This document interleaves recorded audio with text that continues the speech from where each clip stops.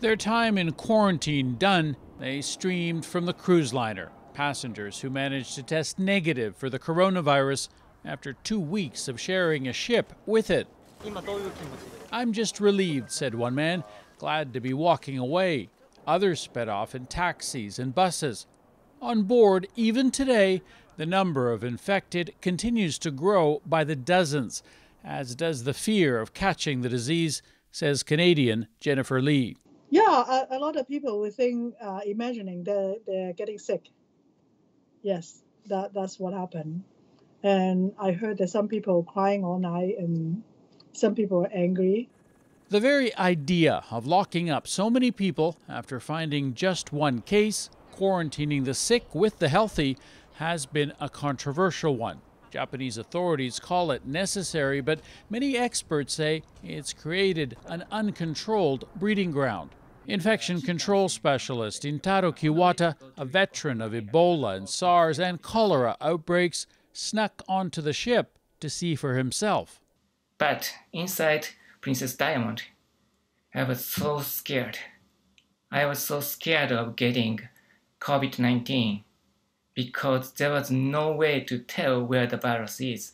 Kiwata says that's why the number of those infected on board jumped from 1 to more than 600 in 2 weeks. There's also been confusion over testing. Yesterday, Canadian Greg Yerex was told he had the disease while his wife Rose did not. Pointed at Rose and said negative. Today it turns out the officials were wrong. She also has the virus, and both of them will soon be transferred to a Japanese hospital, missing the Canadian government airlift. At least we're together.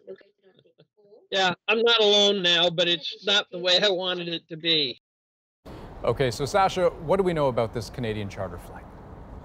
Well, we know there's a lot of Canadians doing frantic last-minute packing on the ship behind me. Most of them have decided to take this flight.